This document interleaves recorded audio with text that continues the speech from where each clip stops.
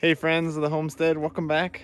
We're out in the pasture today, and I think it's time to move. Did a little pasture walk this morning, and we got, I don't know, about 8-inch grass with clumps up to about 16 inches. For the record, it is April 28th, and we're just itching to get moving. And the grass is, we have some nicer weather in the forecast, extended, so I believe the grass is just gonna go crazy. Springtime grass grows really fast. So we're gonna get these guys moved and show you our first move of the season.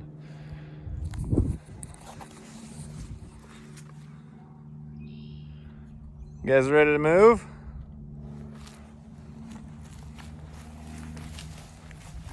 We're just eating down to nothing here. All right, let's get moved. Let's see if I can do this with one hand.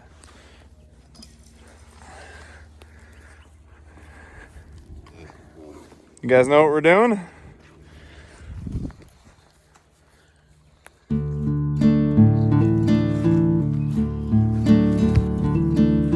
All right, you ready?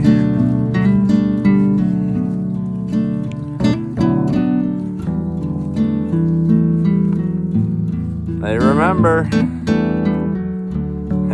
what to do.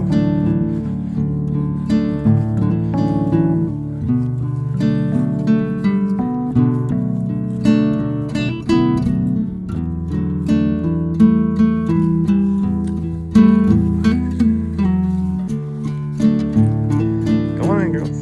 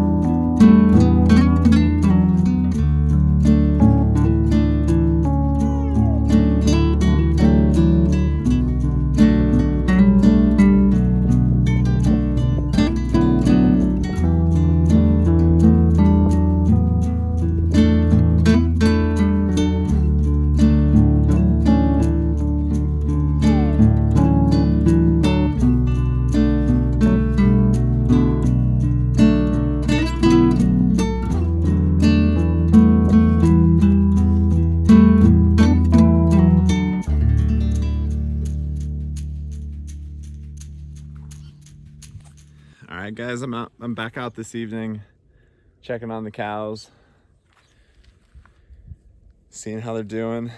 If you guys have been around the channel before or heard me talk about it before, we do what's called rotational grazing, or I think there's some other names for it, but it's sort of like a management intensive grazing. It's not hard. I think management intensive sounds more challenging. It means you have to pay attention, but essentially what we're doing here is giving the cows a paddock. Now, turn around here. This is the paddock that they had for the last couple of months over the winter. As you can see, it's pretty well eaten down, destroyed. It's not very big. I was feeding them hay here. And the point of this is a sacrifice area, so the rest of the pasture gets the rest that it needs. And that's allowed us to have all this grass growing. And you might say that, okay, the grass has grown, well, why haven't they eaten it? You could have stopped feeding hay like a month ago. Well, so if I had done that, if I'd, put them out a month ago, a lot of this would be gone. So Every one of these little grass leaves that we have here is a tiny solar panel. And the grass clumps, the grass plants, they need it to grow faster. So if you have this little teeny piece of grass, it's not going to gather as much sunlight, it's not going to grow as fast. So what we've done is waited a little longer until the grass grew up, and then we're going to move them in. Now these guys are in here for today. Tomorrow I'll move them out. And I was a little concerned I gave them too big of a paddock, but I think looking at it now, by tomorrow, it'll be afternoon before I can get them moved. This will be ready for them to be off of it. This will be some here, and I want it to leave it here. I want to leave the solar panel, you know, on the grass and the plants. So the girls are here today, and tomorrow we're gonna move them beyond the far wire here. Let me show you, flip you around here, and we'll go walk up through here. Now I didn't back fence this line here for two reasons. One, it's going to take a while to recover. We're not coming back to this for a long time. I'm guessing we might come back to this one time. Their water tank is still over there. I'll move it tomorrow. But because this isn't going to get any rest, really, I'm not worried about back fencing it. They're not going to do any more damage than they already have in one day. Tomorrow, we'll back fence it on the other side. So let's walk around the edge here.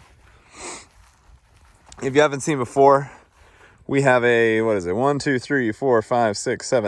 wire high tensile fence here, 4 of which you can tell the wires that are hot. They have the insulators. So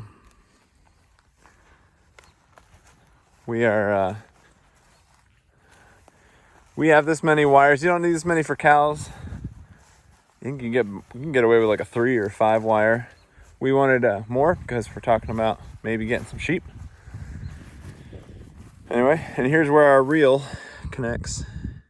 I just hang it on one of the hot wires, and we wrap it around the reel to make the wire hot where I hook it. And we go around using these step-in posts. Now I've got this pretty low. I don't know if you can see. It's only, about knee height. And I think these girls, they're very aware of the hot wire. I can't even get them to step over it in the past if it's sitting on the ground. So I'm gonna start putting it a little lower. We're borrowing some sheep from the brother-in-law and his girlfriend to give grazing sheep a try. I've got some weeds here and there around the place that these girls don't eat, and I don't want to mow them, so I'm hoping the sheep will munch on them a bit. Anyway, our corner posts, I got some T-posts with these, I don't know if you can see what the shape they are, called lock jaws. I can go around the corner real easy as an insulator. T-posts aren't great for electric wire because you tend to short out on them. You got to make sure you got good insulators. But they're good for the corner posts. I don't have to worry about bracing. So I gave them a double size paddock. I sort of have these spaced out where last year at least, between each one of these T-posts was the width of one of my paddocks. So from that one to that one. But now I'm doing 2 of them for at least this first go around. I want to be moving them quickly over the land. But within a couple of weeks here, our grass is going to be exploding and growing faster than we can possibly graze it. So that's a good thing. Anyway, guys, I don't know, that's our fence set up. That's what we're doing. I don't know if I missed anything. If you have any questions, leave them in the comments. I'll get to them. I'll either answer it in the comments or we'll do a video about it. Maybe it'll be worth it. So, yeah. Anyway, thanks for stopping by, and look forward to some more cows. We got to be moving them every day.